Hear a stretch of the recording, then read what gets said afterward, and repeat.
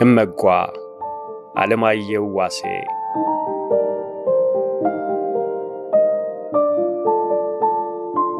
ምዕራፍ 17 በማግስቱ አረፋፍጄ ባለፈው አብረውኝ የተጓዙትን ወጣቶች አስከትዬ ወደ እመጓ ቆላ ወረድኩ። ደጋውን ጨርሼ ወደ ቆላው መውረጃ ስደርስ ልዩ ስሜት ተሰማኝና በተመስጦ ቁልቁል ያየው እንዲህ አልኩ። እመጓ ቆላ ሆይ አንቺ የተባረክሽ ምስጢራዊ ምድር፣ ሶርያዊው አባድሪል ቅዱሱን ቅርስና ቃል ኪዳን በሆዷ ይዛለች ብሎ የተቀኘልሽ፣ አንቺ የቅርብ ሩቅ ማዕከላዊ ምድር ስትሆኚ ጠረፍ ይሆንሽ፣ አንቺ ያደራ ማማ ስትሆኚ በተራሮች የተከለልሽ አዘቅት፣ አንቺ መላእክት የሚረቡብሽ ስትሆኚ ሰዎች ግን የናቁሽ፣ አንቺ ዓለምን የሚያስቀና ግሩም ቃል ኪዳን ያለሽ ስትሆኚ ራስሽን ደብቀሽ ተራውነሽ የኖርሽ መናኝ፣ አንቺ ሁሉም ስለ ራሱ ሲያወራ ለዘመናት ዝም ያልሽ ልጉም ሙዳይ፣ ቫቲካን ስታቅራራ፣ ቆጵሮስ ስትጮህ፣ እስክንድሪያ ስታመሰጥር፣ ኢየሩሳሌም በጸጸት ስትቃትት፣ ለንደን ያለ ስጦታዋ ስትቦተልክ፣ ፈረንሳይዋ ማርሴይ በምኞት ስትቃዥ ምንም የማይመስልሽ አርምሞን የመረጥሽ አሳቻ ታዛቢ፣ የእህቶችሽን የአክሱምን የግሸንን የላሊበላን የጣና ቂርቆስን ያክል እንኳን ፊትሽ የማይፈታ የተቋጠርሽ ሸማ፣ ዓለም ሁሉ ወደ እነርሱ ሲጎርፍ ቅናት የሌለብሽ ልዝብ ደርባባ እያልኩ በለውሳሳ ነበነብኩ። ገደሉን ወርደን ከቤተ ክርስቲያኑ ስንደርስ እማሆይ ሴተ ማርያም በፈገግታ ተቀበሉኝ። ቀኑን ሙሉ ስለ አባ አክሊሉ ጤንነትና ስለ ደብረ ብርሃን ጉዟችን እያወራኋቸው አሳለፍን። በመሃል እንደዋዛ አባ ስለ ፍለጋ ምን አሉ አሉኝ። ምንም የሚጨበጥ ነገር አልነገሩኝም አልኩ። በተራዬ ሚስጥር ጠባቂ ለመምሰል ሞከርኩ። አይ አባ አክሊሉ እንኳን የሚናገሩት ነገር መሬት ጠብ የሚል የለውም፣ ምናልባት በደንብ አልተረዳሃቸው ይሆናል አሉ። ይሆናል አልኩና ርዕሱ መነሳቱ ጥሩ አጋጣሚ ስለፈጠረልኝ እማሆይ እዚህ አካባቢ ስለ ዘንዶ የሚነገር አፈ ታሪክ ወይም የተጻፈ ታሪክ ይኖር ይሆን አልኳቸው። አለ እንጂ ያውም እውነተኛ ታሪክ አሉ። እውነት ነው አልኩ በጉጉት። በዘመነ ኦሪት እዚህ አካባቢ የሰይጣን መንፈስ ያደረበት የሚመለክ ዘንዶ ነበር። እናም ህዝቡ ተራ ገብቶ ዘወትር ጊደር እየታረደ ደሙ በገበታ ይደረግና ይቀርብለት ነበር አሉ። ይህን ሲነግሩኝ የቃቤት ጠባቂው መነኩሴ መጡና ሰላምታ ሰጥተውን ጨዋታችን ተቀላቀሉ። እናልህ ለብዙ ዘመን በዚህ መልክ ሲመለክ ኑሮ በመጨረሻ መልአኩ ቅዱስ ዑራኤል መጥቶ ዘንዶውን ገድሎ ሀገሩንም ባረከው ይባላል አሉ። ስለ ዘንዶው እየነገሩት ነው አሉ አባ በመሃል አቋርጠው። አዎን ስለ ዘንዶው ታሪክ አሉ እማሆይ። አዎን ምስጋና ይግባው ለመድኃኔዓለም፣ በቅዱስ ዑራኤል ተራዳይነት ሀገሩ ነጣ ወጣ። እንዲያውም እኮ መልአኩ ዑራኤል ከዘንዶው ላይ ያረፈውን አጋንንትና ጭፍራውን በሙሉ ሰብስቦ በብርሃን መስቀል ባማተበባቸው ጊዜ ሁሉም ወደ ጥዑር ድንጋይ ተቀየሩ። እስከ ዛሬ ድረስ ድንጋዮቹ እንደተሰበሰቡ አሉ። ለታሪክ ብታዩ ግሩም ትላለህ አሉ። በእውነት ለዘንዶ የሚሰዋበት ዛሬም ድረስ ተለይቶ የሚታወቅ ቦታ አለ አልኩ። አዎ ድንጋዮቹ ብቻ ሳይሆኑ ለዘንዶ የጊደር ደም ይደረግበት የነበረው ጉድጓድ ድንጋይም አለ። የዘንዶ ገበታ ይባላል አሉ። የደስታ ስሜቴን ተቆጣጥሬው ነው እንጂ መቼም ውስጤ ተፍነክንኳል። የዘንዶ ገበታ ከሚባለውና ከድንጋዩ ስብስብ መሄድ ይቻል ይሆን ስል ጠየቅኩ። አዎ በልጅነት ሀብት የምናግድበት የነበረ ቦታ እኮ ነው። ከዚህ ብዙ ሩቅ አይደለም አሉ። ሰዓቱ ወደ 11 ከ20 አካባቢ ነው። እንዲያው ይታዘቡኛል ብዬ ነው እንጂ ያኔውኑ ወደ ቦታው መሄድ አሰኝቶኝ ነበር። ራሴን አረጋጋውና እማሆይ ብዬ ተጣርቼ ዘወር ሲሉ ቦታውን ማየት ፈልጋለሁ ሊረዱኝ ይችላሉ አልኳቸው። ምን ችግር አለው ጠዋት ከአንድ ልጅ ጋር እልክሃለሁ አሉኝ በፈገግታ። እንዳይነጋ የለም ሌሊቱ ነጋልኝ። በጠዋት ተነስቼ በያዝኩት ጂፒኤስ የመጓቆላ ቅዱስ ዑራኤል ቤተክርስቲያንን ሉላይ ቦታ መዘገብኩ። እኔን ሳደርግ ማሆይ ከሰፈሩ አንድ የ14 ዓመት የሚሆን ታዳጊ ወጣት አመጡልኝ። ኃይልዬ እሱ ይወስዳል፣ ታዲያ በዛው እንዳትውሉ አሉኝ። ቶሎ እንመለሳለን ብዬ ልጁን አስቀድሜ መጓዝ ጀመርኩ። 40 ደቂቃ ያክል አቀበት ቁልቁለት የበዛበት መንገድ የደቡብን አቅጣጫ ይዘን ከተጓዝን በኋላ ጋሽ ይኸውልህ ድንጋይ የሆኑት አጋንንቶች አለኝ። አይኔን ማመን አቃተው። ቁጥራቸው ከ100 በላይ የሚሆኑ መጠናቸው ትልቅ ሰው የሚያክሉ ጥቋቁር አለታማ ድንጋዮች አንድ ቦታ ለስብሰባ የተጠሩ መስለው ተቀምጠዋል። ታሪኩን መቀበል አለመቀበል ሌላ ነገር ሆኖ የድንጋዮቹ አቀማመጥ በራሱ ግን በአግራሞት አፍ ያስከፍታል። ወይ ጉድ አልኩ በአድናቆት። ጥቂት ቆየውና የዘንዶ ገበታ የሚባለው ሴት ነው አልኩት። ወደ ምዕራብ አቅጣጫ በከፍታ የተገተረ ኮረብታ እያሳየ ታዚያ ላይ ነው አለኝ። እባክህ ወደዚያው መሄድ ፈልጋለሁ አልኩት። ምን ችግር አለ አለና በልጅ እግሩ ፈጠን እያለ ወደ ኮረብታው መራኝ። ከ20 ደቂቃ አድካሚ የዳገት ጉዞ በኋላ ጠበብ ያለ ደልዳላ አምባ ላይ ደረስን። አምባው በምዕራብ አቅጣጫ ከሌላ ከፍታ ካለው ተራራ ጋር የተያያዘ ነው። ከተራራው ስር ትልቅ ጥቁር ድንጋይ አለ። ልጁ ወደዚያው አመራና ይሄ ነው የዘንዶ ገበታ የሚባለው አለኝ። ሽበት የወረረው ወጥ ክብ መሳይ ድንጋይ ሆኖ ቁመቱ 90 ሳንቲሜትር ሲሆን መሃል ላይ ስፋቱ 70 ሳንቲሜትር በ50 ሳንቲሜትር ሲሆን ጥልቀቱ ደግሞ 15 ሳንቲሜትር የሚሆን ጉድጓድ አለው። ገበታ ያሰኘው ይሄ ነው። እንደ ታሪኩ ከሆነ እዚያ ላይ ነው ለዘመናት ለዘንዶው የጊደር ደም ይሰዋለት የነበረው። ትንሽ ረፍት ካደረኩ በኋላ ጂፒኤስ አውጥቼ ሉላይ ቦታ ያለበትን ወሰድኩ። ከዚያም ከቤተ ክርስቲያኑ ላይ ከወሰድኩት ነጥብ ጋር አቅጣጫውን አስተያየው። የዘንዶ ገበታ ከቤተ ክርስቲያኑ በ245 ዲግሪ ላይ መገኘቱን አወቅኩ። በጣም ይገርማል። ከአባ ድሪል ካርታ በመነሳት ያወጣሁት መላምት ጋር እጅግ ተቀራራቢ ሆነ ማለት ነው። የአባ ድሪል ካርታ በትክክል የተሰራ መሆኑን አረጋገጠልኝ። ይህ ማለት የቅዱስ ጽዋ መገኛም እንደገመትኩት በካርታው ላይ በተሳለው ዲግሪ መሰረት ይሆናል ማለት ነው። አባ ድሪል በቂ የካርታና የመልክዓ ምድር ዕውቀት ሊኖረው እንደሚችል መገመት ይቻላል። አለበለዚያ ይህን የመሰለ ጉዞ ለማድረግ መጀመሪያውኑ አይሞክርም ነበርና። በጂፒኤስ ርቀት መለኪያ መሰረት የዘንዶ ገበታ ከቤተ ክርስቲያኑ በ3.6 ኪሎ ሜትር ርቀት ላይ ይገኛል። ይሁን እንጂ ከቤተ ክርስቲያኑ ወደ ዘንዶ ገበታ በመሬት ላይ የተጓዝነው ግን 4.7 ኪሎ ሜትር ነው። ይህም የጂፒኤስ ርቀት ስሌት በቀጥታ መስመር ርቀት መለኪያ ስለሆነ ነው። ሁለቱም ቁጥሮች ከአባ ድሪል ካርታ ላይ ከተመለከተው ቁጥር ጋር ፈጽሞ አይገናኙም።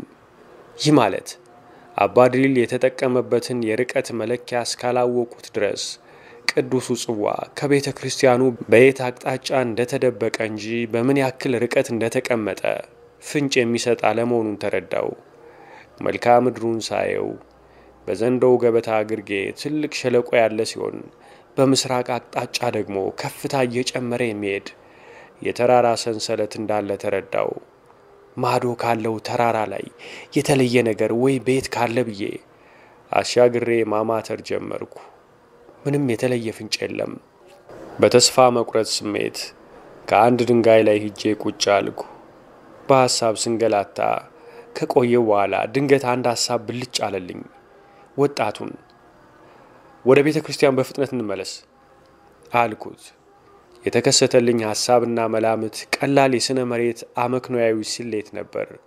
የቅዱሱን ጽዋ ማረፊያ በሁለት መንገድ በንጽጽር ልኬት ማስላት ይቻላል። አንደኛው ዘዴ በአባ ድሪል ካርታ መሰረት የዘንዶው ገበታ ከቤተ ክርስቲያኑ በ30,000 ርቀት ላይ ሲገኝ ቅዱሱ ጽዋ ደግሞ በ50 ሺህ ላይ ይገኛል። በኔ ጂፒኤስ ደግሞ የዘንዶው ገበታ በቀጥታ ርቀት 3.6 ኪሎ ሜትር ላይ ይገኛል። ስለዚህ 30,000 3.6 ኪሎ ሜትር ከሆነ 50,000 ምን ያህል ይሆናል ብሎ ማስላት ነው። ሁለተኛው ዘዴ ደግሞ ምናልባት 30,000 የርቀት መለኪያ ካልሆነ ካርታውን በፎቶ አንስቼ ወደ ኮምፒውተር ስለገለበጥኩት ስክሪኑ ላይ የካርታ ርቀቱን መመልከት ነው።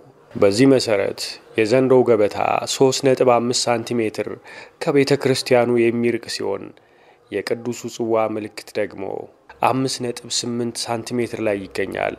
ስለዚህ 3.5 ሳንቲሜትር 3.6 ኪሎ ሜትር ከሆነ 5.5 ሳንቲሜትር ስንት ኪሎ ሜትር ይሆናል ብሎ ማስላት ነው። በሁለቱም ስሌት በጣም የተቀራረበ ቁጥር አገኘው። በመጀመሪያው 6 ኪሎ ሜትር፣ በሁለተኛው ደግሞ 5.96 ኪሎ ሜትር። አሁንም አባድሪል ካርታውን መለኪያው በማይታወቅ ነገር ግን ሎጂካል በሆነ ነገር እንደሰራው አመንኩ። ስለዚህ ቅዱሱ ጽዋ ከቤተ ክርስቲያኑ በ150 ዲግሪ በ6 ኪሎ ሜትር ቀጥታ ርቀት ላይ ይገኛል ማለት ነው አልኩ። ድንገት ብድግ ብዬ በደስታ ወደ ላይ ዘለልኩ። ደረስኩበት አልኩ። ከዚህ በኋላ ጊዜ ማጥፋት አያስፈልግም። መሪ ወይም ተከታይም አያሻኝም። አሁን ብቻዬን መሄድ እችላለሁ። የሆነ ልበ ሙሉነት ተሰማኝ። ወደ ቤተ ክርስቲያኑ ሄድኩና ከህንጻው ተጠግቼ ጂፒኤሱን 150 ዲግሪ አቅጣጫ 6 ኪሎ ሜትር ርቀት ሞላውና እንዲመራኝ አስተካክዬ ጉዞ ጀመርኩ። ይህ ዘመናዊ የናቪጌሽን ዘዴ አቅጣጫን ከርቀት ጋር አጣምሮ አንድ ቦታ ለማወቅ ወይም የመጡበትን ወደ ኋላ ፈልጎ ለማግኘትና ለመመለስ የሚያስችል ነው። ትንሽ እንደተጓዝኩ ጂፒኤሱ የሚያመለክተው አቅጣጫ ለእግር ጉዞ የማያመች መሆኑን ስረዳ ከርቀት ተራራው ላይ ምልክት ይዤ በደናው መንገድ መጓዝ ጀመርኩ። በመሃል የሆነ ሐሳብ ይፈታተነኝ ጀመር። አሁን እኔ ቅዱሱን ጽዋ ለማየት የተገባው ነኝ? ድንገት ፍርሃት ተሰማኝ። ይህ የቅድስና ወይም የንጽህና ጉዳይ አይደለም። ይህ የታሪክና የፍቅር ጉዳይ ነው። በሕይወቴ እጅግ ክብር የምሰጠው ጉዳይ ቢኖር የክርስቶስ በዚህ ምድር መመላለስ ነው። ከሁሉ የሚበልጠው ደግሞ ለሰው ልጅ ሲል መሞቱ ነው። ታዲያ ይህ ክቡር የመስዋዕትነት ደም የፈሰሰበትና የተቀዳበትን ጽዋ ከማየት በላይ ምን የሚገባኝ ነገር አለ ስል ራሴን አደፋፈርኩት። ግን ምንድነው የማደርገው? መጀመሪያ በታላቅ አክብሮት በግንባሬ ተደፍቼ ሰግድለታለሁ። ከዚያም በታላቅ ፍቅር ስመዋለሁ። ከዚያም ሰላምን እጎናጸፋለሁ። ለካ መንካት አልችልም፣ ምክንያቱም ክህነት የለኝም። አሁን ፎቶግራፍ አነሳዋለሁ፣ እጽፍለታለሁ። ከዚያም ለሀገር ስብከቱ ሊቀ ጳጳስ በእርሳቸው አማካኝነት ለፓትርያርኩ አገኘሁት ብዬ አበስራቸዋለሁ። ከዚያ ደግሞ ለሀገር ውስጥና ለውጭ ጋዜጠኞች ቦታውን እንዲያዩት ኢትዮጵያ ቅዱሱን ጽዋ በአደራ ይዛ የምትኖር ቅድስት ሀገር ብለው በዓለም እንዲናኙላት እነግራቸዋለሁ። ቫቲካንም፣ ለንደንም፣ ማርሴይም፣ ቆጵሮስም፣ ደማስቆም፣ ኬብሮንም ዝም ይበሉ። እንዲህ በሐሳብ እየቃዠው ማዶ ጋራ ላይ ምልክት ካደረግኩት ስፍራ ደረስኩ። ጂፒኤሱን ሳየው አቅጣጫዬን በመጠኑ እንደሳትኩ አወቅኩ። አቅጣጫዬን አስተካክዬ ርቀቱን ስመለከት 5 ኪሎ ሜትር አካባቢ እንደደረስኩ አመላከተኝ። ፊት ለፊት ዳገቱ እየጨመረ ይሄዳል። አሁን ቀጥ ብዬ መሄድ አለብኝ አልኩና ፊት ለፊት መጓዝ ጀመርኩ። ፈታኝ አቀበት ከወጣው በኋላ ጸጥታ የሞላበት አልፎ አልፎ ዛፍ ያለበት ስፍራ ደረስኩ። ጂፒኤሱ ጢን ጢን የሚል ድምፅ አሰምቶ ከምፈልገው ስፍራ እንደደረስኩ አሳወቀኝ። ዙሪያውን ቃኘሁት። ከጸጥታና ካስፈሪ ግርማ በስተቀር ምንም የተለየ ነገር በአካባቢው የለም። ትልልቅ ቋጥኝ፣ እድሜ ጠገብ የወይራ ዛፎችና ቁጥቋጦ። በቃ አካባቢው ለእርሻም ለእንስሳት ግጦሽም አይሆንም። በጣም ተራራና ተዳፋታማ በመሆኑ ራሱን ከሰውና ከእንስሳት ንክኪ ነጻ አድርጓል። ለአንድ ሰዓት ያክል አካባቢውን አሰስኩት። ምንም ዋሻ ወይም ሰው ሰራሽ መጠለያ የሚባል ነገር የለም። እንደገና ደግሜ ጂፒኤሱን አየሁት። አቅጣጫውም ርቀቱም ትክክል ነው። ድካምና ረሃብ ተጋግዘው ተስፋ አስቆረጡኝ። ቀኑም እየመሸ ስለነበረ በማግስቱ ፍለጋዬን ለመቀጠል ወስኜ ወደ እማሆይ ሴተ ማርያም ጎጆ ተመለስኩ። ከጎጆው ስደርስ መሸሸት ብሎ ነበር። እማሆይ ሲያዩኝ መጣ ኃይለ ጊዮርጊስ፣ ሳስብ ነበር፣ በዚያው እኮ ጠፍተዋልክ አሉ። ከአንዱ ወደ አንዱ ስንከራተት ሳላስበው መሸ አልኳቸው። በጣም ደክሞኝ ስለነበረ እግሬን በቀዝቃዛዋ ታጥቤ መደብ ላይ ጋደም አልኩ። ማታ እራት በልተን እማሆይ ለጸሎት ከመነሳታቸው በፊት እንዲህ አሉኝ። እንደው ምን አለበት ባትንከራተት፣ ቅዱሱ የኪዳን ቅርስ እንደሆነ እዚህ ለመኖሩ እርግጠኛ ይሆንክ ይመስለኛል። ታዲያ ለምን ደስ ብሎህ በዚህ ረግተህ ወደ ቤት አትሄድም አሉኝ። እማሆይ ነግሬዎታለሁ፣ እዚህ ድረስ መጥቼ ሳላየው አልሄድም። በቃ ማየቴ ያነጻኛል ብዬ አምኛለሁ። ካዘኑልኝ ቦታውን ያሳዩኝ አልኳቸው ፈርጠም ብዬ። በል እንዳሻ አሉና ለመሆኑ ዛሬ የት ሄድክ አሉኝ። ጧት ከዘንዶ ገበታና ጥቋቁር ያጋንንት ድንጋዮች የሚባሉት ካሉበት ሄድኩ። ከዚያ ተመልሼ ወደ ቤተ ክርስቲያኑ መጣሁ። ከዚያ ከሰዓት በኋላ ደግሞ አልኩና ዝም አልኩ። ከዚያ ከሰዓት የት ሄድክ አሉ እማሆይ። ከሰዓት በኋላ ከዘንዶ ገበታ ባሻገር ካለው ተራራ ነው አልኩት አልኳቸው። ምን አሉ እማሆይ በታላቅ ድንጋጤ ጮኸው። ምን ነው እዚህ አካባቢ አይኬድም እንዴ አልኩኝ። እማሆይ ሳያስቡት እንደ ጮሁና ድንጋጤያቸው እንዳጋለጣቸው ሲረዱ እንደ መረጋጋት ብለው ኧረ እሱስ ችግር የለውም፣ እንዲያው እዚያ ድረስ ምን ወሰደ ብዬ ነው እንጂ አሉ። የማርያም ፈረስ አልኳቸው ፈገግ ብዬ። ድንጋጤያቸው በትክክል ከቅዱሱ ስፍራ እንደደረስኩ አረጋገጠልኝ። ስለዚህ ቀደም ብዬ በጧት ለመሄድ ኃይል አገኘው። እማሆይ እስከ ድንጋጤያቸው ለጸሎታቸው ቆሙ። ከሌሊቱ 11 ሰዓት እማሆይ ኪዳን ለማድረስ ሲነሱ የተኛው መስዬ ወደ ቤተ ክርስቲያኑ እስኪሄዱ ጠብቄ በፍጥነት ለባብሼ ወጣውና ወደ ቅዱስ ተራራ መራው። ትላንት ከዋልኩበት ስደርስ በደንብ ነግቶ ነበር። ተራራው ጭራሽ ጸጥ ረጭ ብሏል። ከዚያ ከአንድ ጥግ ጀምሬ በጥንቃቄ አካባቢውን አስስ ጀመር። ትላልቅ ቋጥኞች እርስ በርሳቸው ተቆላልፈው ለሚያያቸው ልዩ መስህብ አላቸው። አንድ የወይራ ዛፍ አካባቢ ሲደርስ ልዩ የሆነ መዓዛ አወደኝ። ደጋግሜ ማጋ አደረግኩት። የአምላክ ያለህ የዕጣን ሽታ አልኩ። በአራቱም አቅጣጫ እየተዘዋወርኩ አየሩን በጣም ወደ አፍንጫዬ እየሳብኩ የዕጣኑ ሽታ የሚመጣበትን አቅጣጫ ለመለየት ሞከርኩ። ከደቡብ አቅጣጫ ነው የሚመጣው። ወደዚያው ሄድኩ። የዛፎች ቁጥር እየበዛ ግርማው እየጨመረ መጣ።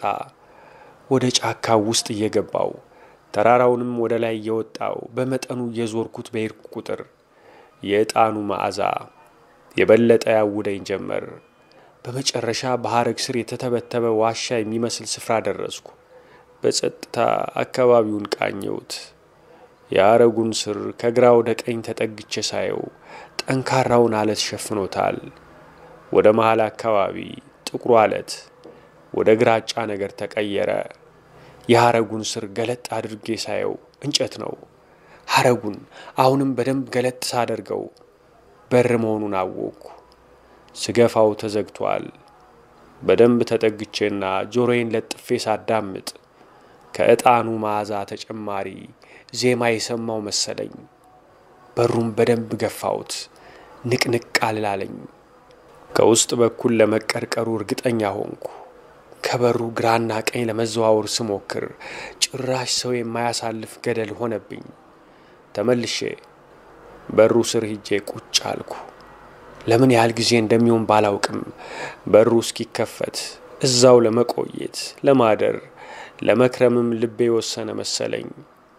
አርድእቱ ለቅዱሱ ቅርስ ጠባቂዎች የሚያስፈልጋቸውን ቁሳቁስ ወይም ቀለብ በየወሩ በቅዱስ ዑራኤል በዓል ቀን በሚስጥራዊ ቦታ ያስቀምጡላቸዋል በማለት እማሆይ ሴተ ማርያም የነገሩኝ ቦታ ይህ መሆን አለበት አልኩ። መቀመጥ ሲሰለቸኝ ተነስቼ በሩንና አካባቢውን በደንብ ማጥናት ያዝኩ። ቀደም ሲል ያላስተዋልኩት ከበሩ ከላይኛው ጠርዝ በቀኝ በኩል ትንሽ ወረድ ብሎ ከጥቁሩ አለት ላይ ትንሽ ቀዳዳ አየው። እጅ ታስገባለች። የሆነ ነገር አእምሮዬ ውስጥ ተገለባብጦ ጠፋ። ቀዳዳውንና አካባቢውን የበለጠ ስፈትሽ ከሐረጉ ስር ጋር ተመሳስላ የተቀመጠች አንድ ክንድ የምትሆን የብረት ዘንግ ያላት የጠፍር አለንጋ አገኘው። ወዲያውኑ ዋሻ እንድሪያስ ቤተ ክርስቲያን ያየሁት ነገር ትዝ አለኝና ጮቤ ረገጥኩ። ዋሻ እንድሪያስ ባየው ስልት መሰረት ያለንጋዋን ታጣፊ ጠፍር በቀዳዳው ወደ ውስጥ ላኩና ለመክፈት ሞከርኩ። አልተሳካልኝም። ተስፋ ሳልቆርጥ በተለያየ አቅጣጫና ርዝመት እየላኩ ሞከርኩ። ከብዙ ሙከራ በኋላ መወርወሪያው ሲለቅ ተሰማኝ። በሩን ገፋ ሳደርገው ወለል ብሎ ተከፈተልኝ። ወደ ውስጥ ለመግባት አንድ እግሬን ሰደድ ሳደርግ ድንገት መልካቸው የጠቆሩ ፍጥረታት ግር ብለው ፊቴን ራሴን እየቦጫጨሩኝ ወደ ውጭ ወጡ።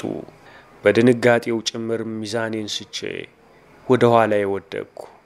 እንዲያቆሌን የገፈፉት የሌሊት ወፎች መሆናቸውን ሳውቅ ተረጋግቼ በፍጥነት ገባውና በሩን ዘጋሁት። አስፈሪ ድቅድቅ ጨለማ ዋጠኝ።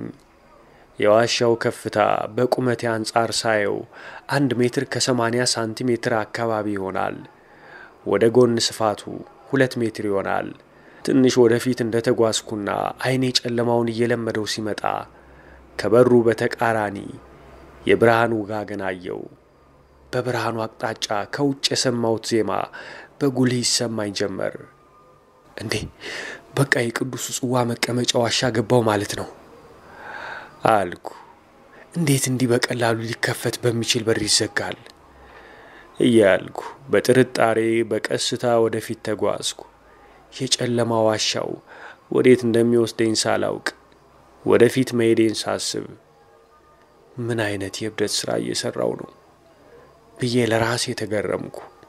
በግምት 50 ሜትር እየዳበስኩ እንደተጓዝኩ የብርሃኑ መጠን እየጨመረ መጣ። እይታ ውስጥ እንዳልገባ በደረቴ ተኛውና ወደፊት በደንብ ለማየት ሞከርኩ። ከፊት ለፊቴ በግምት 15 ሜትር አካባቢ ላይ በቂ ብርሃን ያለው የዋሻ ውስጥ አዳራሽ እንዳለ ተረዳው። በቂ ብርሃን ላይ ያለ ሰው ጨለማ ውስጥ ያለን በቀላሉ ማየት እንደማይችል ገመትኩና በደረቴ እየተሳብኩ ወደፊት ለመጠጋት ሞከርኩ። ትንሽ እንደተሳብኩ ከፊት ለፊቴ አስፈሪ ጨለማ የለበሰ ጉድጓድ አገኘው። እኔ ካለውበት እስከ አዳራሹ ያለው ጉድጓድ ስፋት በግምት 4 ሜትር ይሆናል። የጉድጓዱ ጥልቀት አይታወቅም። ብርሃን የተሞላው የዋሻ ውስጥ አዳራሽ እኔ ከመጣውበት አቅጣጫ ጋር በፍጹም የተለያየ ነው። ይህ ጠንካራ መከላከያ መሆኑ ገባኝ። በጣም ገረመኝ። የውጭ በር ሲከፈት በቀጥታ መሄድ የምችል መስሎኝ እንዴት እንዲህ በቀላሉ የሚገባበት ሆነ ብዬ ያሰብኩት ስተት መሆኑን ተረዳው። ወደ ጉድጓዱ ጠርዝ ተጠግቼ ሳዳምጥ ጽው ሲጢጥ ቀርጨጭ የሚል ድምፅ ጉድጓዱን ሞልቶታል።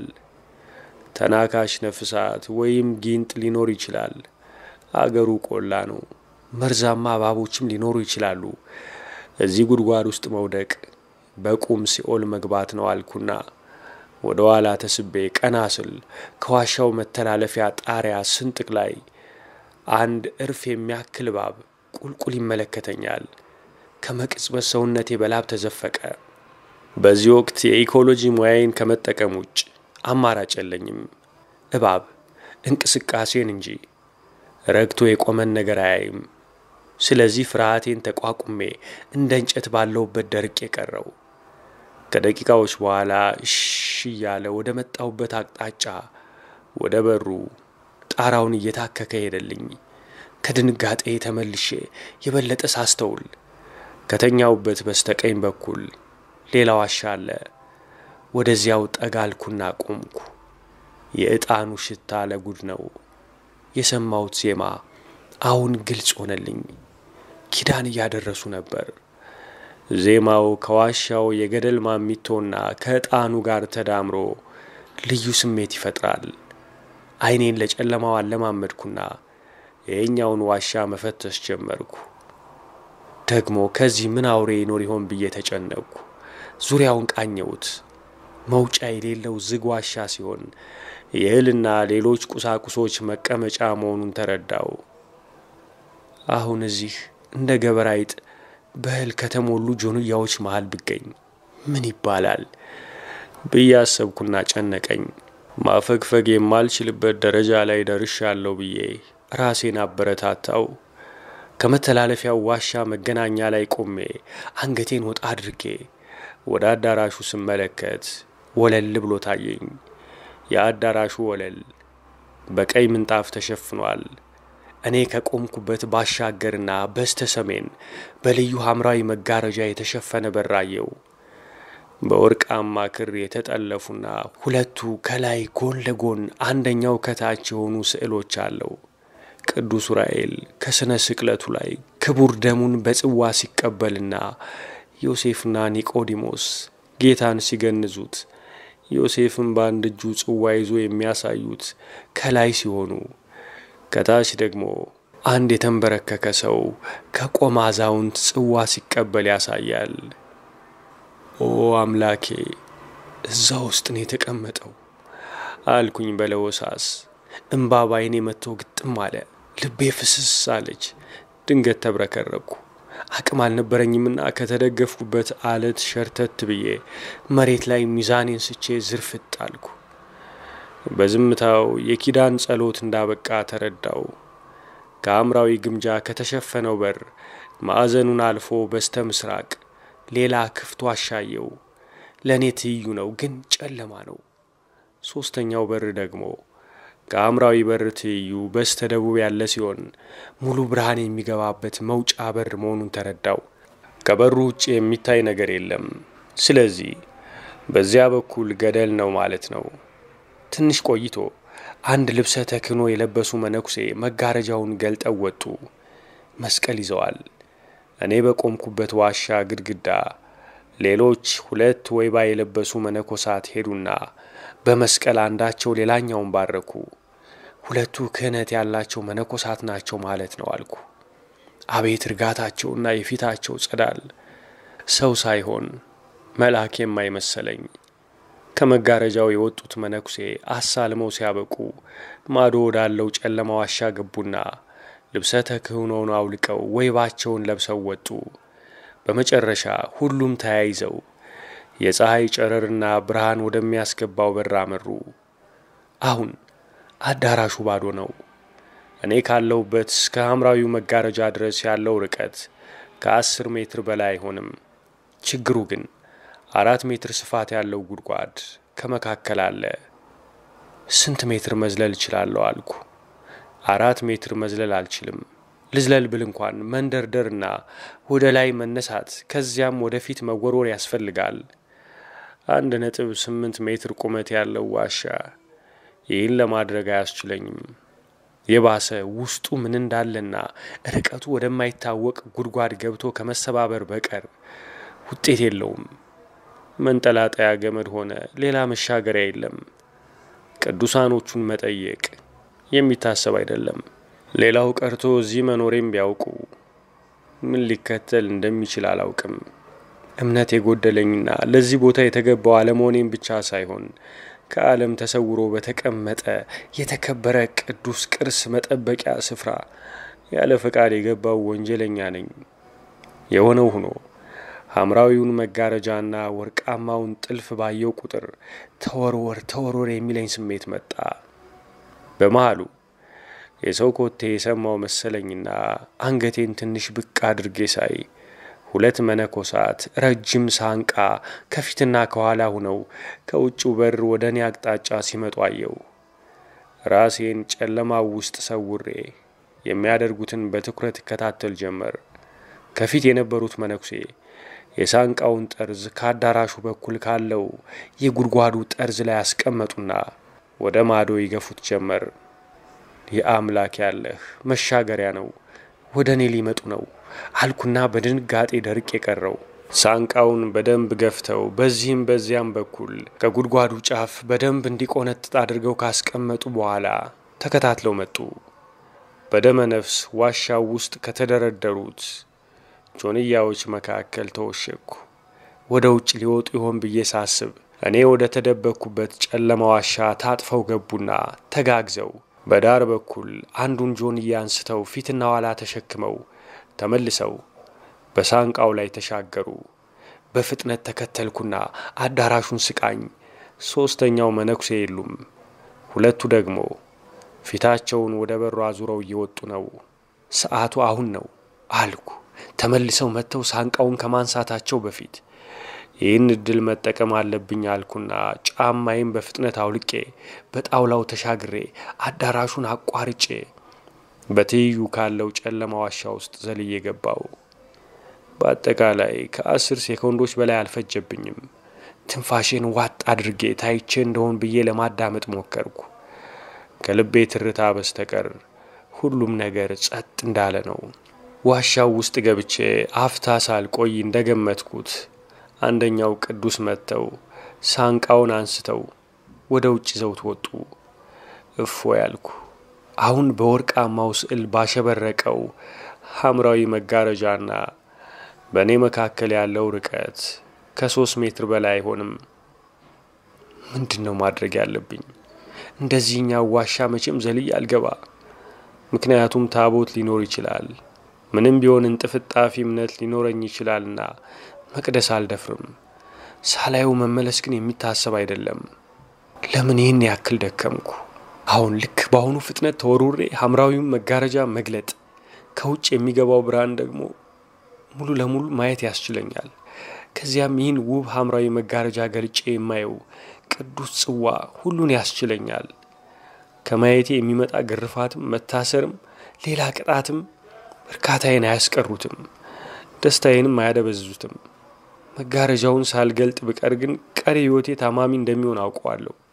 ስለዚህ አሁን መሆን ወይም አለመሆን እንዳለው ሼክስፒር ማየት ወይም አለማየት ነው ብዬ በራሴ ላይ ፈረድኩ። ጊዜ መግዛት ደግሞ አለማየትን ሊያመጣ ይችላል አልኩና ኦ አምላኬ፣ ይህን ሁሉ የደከምኩት ቅዱሱን ጽዋ ለማየት ነው። ቅዱሱን ጽዋ ለማየት ይህን ያክል የጓጓሁት ደግሞ ለአንተ ባለኝ ፍቅር ነው። እናም ፈቃድ ይሁን ብዬ ባለውበት ሆንኩና በስሜት ፊቴን ወደ ሐምራዊ መጋረጃ ዙሬ መሬት ላይ ለሴኮንዶች በግንባሬ ተደፋው። በዚሁ ቅጽበት የእግር ኮቴ ከሆነ ዜማ ጋር ወደ እኔ አቅጣጫ ሲመጣ ተሰማኝና ሐሞቴ ፍስስ አለ። አንደኛው ቅዱስ እኔ ወዳለውበት ክፍል እየመጡ እንደሆነ ስረዳ በደመ ነፍስ ወደ ግድግዳው ማዕዘን ሄጄ ኩርምት ብዬ ቁጭ አልኩ። ክፍሉ ጨለማ ስለሆነ ሙሉ በሙሉ ባያስተያይም የሆነ ነገር የሚፈልጉ ይመስላሉ። ሁሉንም አካባቢ አዳርሰው ወደ እኔ አቅጣጫ መጡ። አሁን አይቼው አልነበረም አሉ ለራሳቸው። አባቴ ይቅር ይበሉኝ ብዬ ልማጸናቸው ዳዳኝና ድምፄ ጨርሶ ከዳኝ። የእግሮቼን እጣቶች በእግራቸው ረግጠውኝ አለፉና ይኸውና ብለው የሆነ ነገር አንስተው ተመልሰው ወደ ውጭ ወጡ። ዝልፍልፍ ብዬ መሬት ላይ ተጋደምኩ። ድንጋጤ አእምሮዬን ስላደነዘዘው ሰውነቴ አልታዘዝ አለኝ። ደጋግሜ አየር ወደ ሳምባዬ እየሳብኩ ሰውነቴን ለማፍታታትና ለመቆጣጠር ጥረት አደረግኩ። ከደቂቃዎች በኋላ ብድግ አልኩና በእግሬ ጣቶች እየቆምኩ ኮሽታ ሳላሰማ በሚያስገርም ፍጥነት መጋረጃው ጋር ደረስኩ። ልቤ ድው ድው እያለ ከታች ወደ ላይ ከቀኝ ወደ ግራ በፍጥነት ለመግለጥና ቅዱሱን ጽዋ ለማየትና ለመሳለም እየጓጓው የመጋረጃዎቹን ጫፍ በድፍረት ጥርሴን ነክሼ ያስኩት።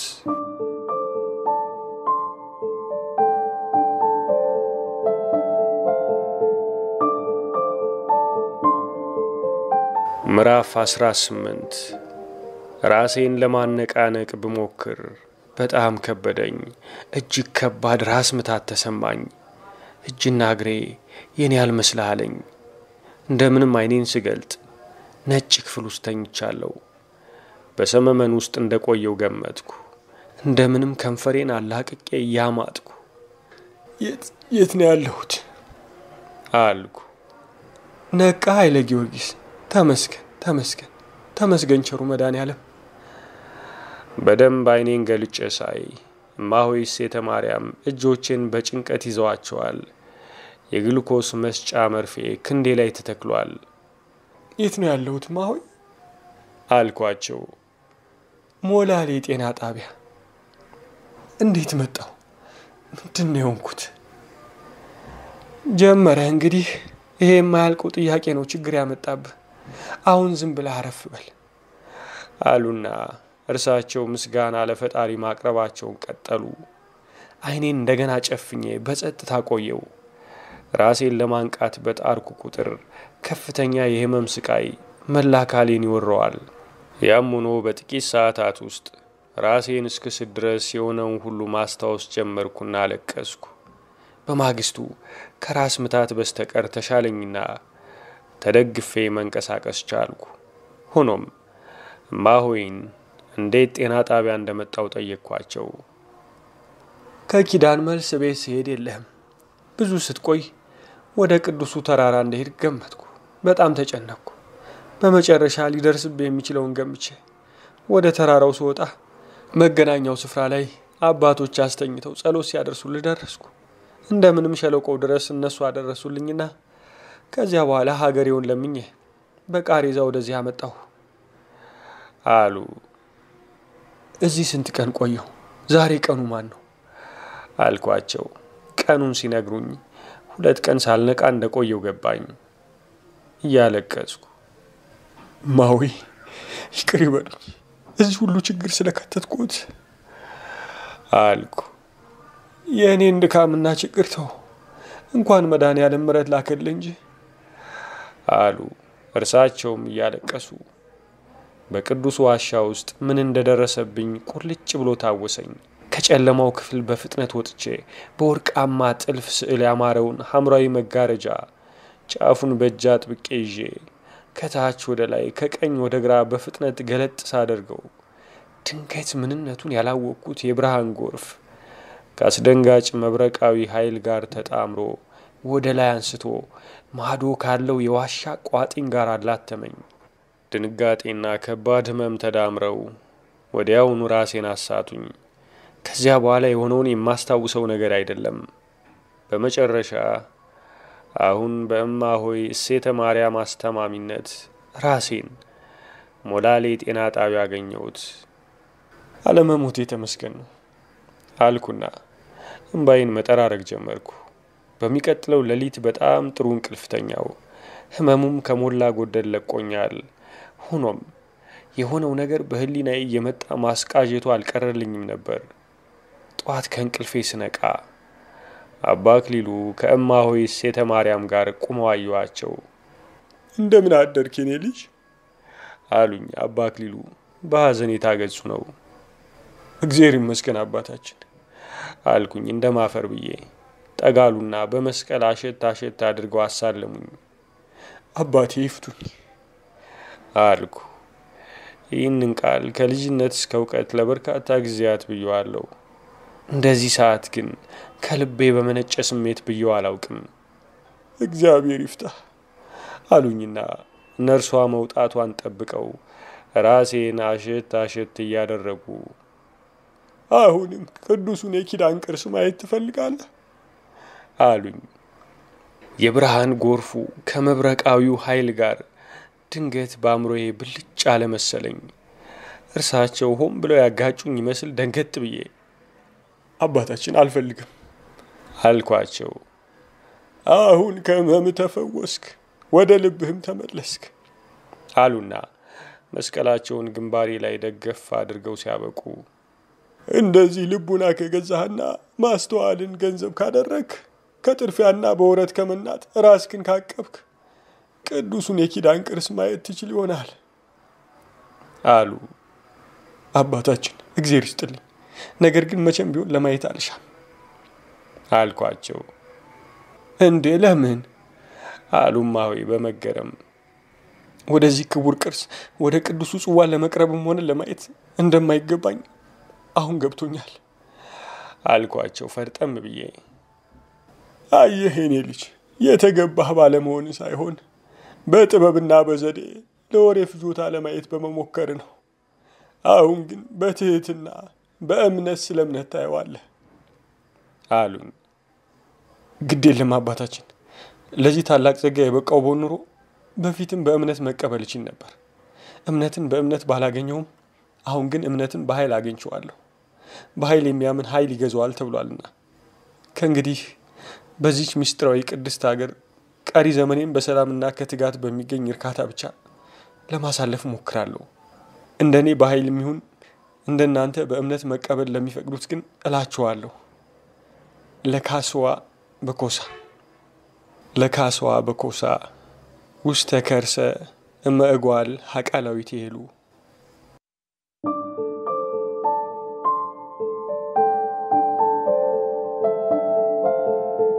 እመጓ አለማየሁ ዋሴ